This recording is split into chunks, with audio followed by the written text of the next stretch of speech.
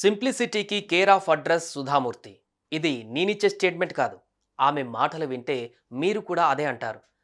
వేల కోట్ల ఆస్తి, సెలబ్రిటీ స్టేటస్ ఇవన్నీ కాదన్నట్లు రాజ్యసభ ఎంపీ. ఇవన్నీ ఉంటే ఎవరైనా ఏం చేస్తారు? అంతెత్తున ఎగురుతారు, లైఫ్ స్టైల్ మారుస్తారు, లగ్జరీ లైఫ్ బతుకుతారు. కానీ సుధామూర్తి మాత్రం చాలా డిఫరెంట్. గత 30 ఏళ్లుగా ఆమె ఒక్క చీర కూడా కొనలేదంటే మీరు నమ్ముతారా? ఉన్న చీరలను మళ్ళీ మళ్ళీ కడుతుంది అంటే షాకవరా? కానీ అదే నిజం.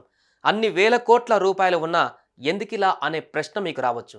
దాని సమాధానం ఆమె మాటలోనే విందాం. ఎంపీసీ బైపీసీ విద్యార్థులకి ఒక వరం CA కోర్సులు. CA చదివే విద్యార్థుల్లో 40% మంది ఎంపీసీ మరియు బైపీసీ విద్యార్థులే. Master minds. Infosys chairman Narayana Murthy భార్య అయిన సుధామూర్తి తెలియని వారంటూ ఉండరు. ఆమె ఏ కార్యక్రమంలో మాట్లాడినా అలా వింటూ ఉండిపోతారు. ఇక దాతృత్వ కార్యక్రమాలతో ఎప్పుడూ బిజీగా ఉండే సుధామూర్తి ఎప్పుడు చిరునవ్వుతోనే కనిపిస్తారు.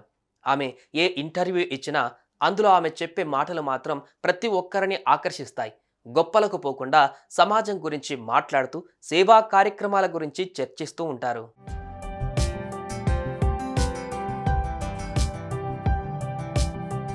అలా సింప్లిసిటీకి కేర్ ఆఫ్ అడ్రస్ అయిన సుధామూర్తి లైఫ్ స్టైల్ చాలా సింపుల్గా ఉంటుంది.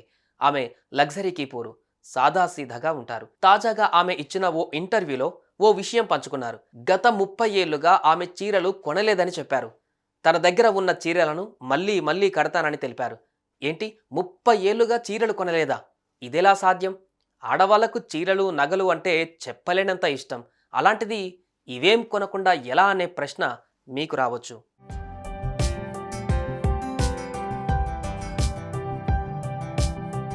అయితే 30 ఏళ్ల క్రితం సుధామూర్తి కాశీకి వెళ్లారు. కాశీకి వెళ్తే ఏదైనా నచ్చినది వదులుకోవాలనేది అంటారు.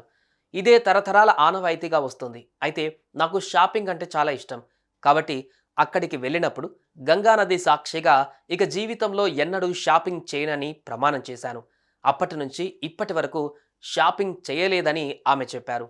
6.5 ఏళ్ల క్రితం తన తల్లి చనిపోయినప్పుడు ఆమె దగ్గర 8 నుంచి 10 చీరలు మాత్రమే ఉన్నాయని, 32 ఏళ్ల క్రితం అమ్మమ్మ మరణించినప్పుడు ఆమె వద్ద 4 చీరలు మాత్రమే ఉన్నాయని, కాబట్టి తనకు ఈ చీరల మీద మక్కువ తగ్గిపోయిందని, సాదాసీదాగా గడపడంలోనే సంతోషం ఉంటుందని తెలిసిందన్నారు సుధామూర్తి.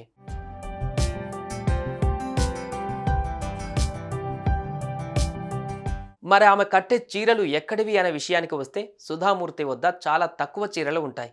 కొన్ని తన సోదరీమణులు బహుమతిగా ఇచ్చినవి కాగా, ఇన్ఫోసిస్ ఫౌండేషన్తో కలిసి పనిచేయడం ద్వారా జీవితాలు మారిపోయిన మహిళలు తమ చేతితో ఎంబ్రాయిడరీ చేసిన చీరలు ఇచ్చారని, అవి కూడా వాడుతున్నట్లుగా సుధామూర్తి తెలిపారు.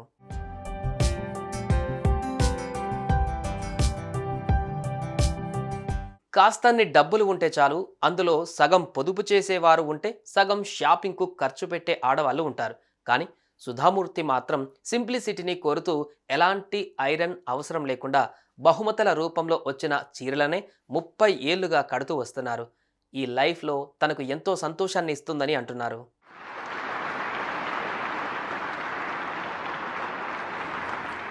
బట్టలను చూసి స్టేటస్ డిసైడ్ చేసే రోజులేవి. చీరల కోసం భర్తలను టార్చర్ పెట్టే ఆడవాళ్లు ఉన్న రోజులేవి. ఇలాంటి రోజులలో సుధామూర్తి చెప్పిన మాటలు ఇప్పుడు ఎంతోమంది కళ్ళు తెరిపిస్తున్నాయి. స్టేటస్ అంటే బట్టల్లో కనిపించేది కాదు అని సింపుల్గా నిరూపించారు ఆమె. సుధామూర్తి తీసుకున్న నిర్ణయం చాలా అభినందనీయమంటున్నారు ఈ విషయం తెలిసిన వారు. మరి మీరేమంటారు? కామెంట్స్లో తెలియజేయండి. సుమన్ టీవీలో మీ పర్సనల్ అండ్ బిజినెస్ ప్రమోషన్స్ కోసం కింది నెంబర్కి కాంటాక్ట్ చేయండి.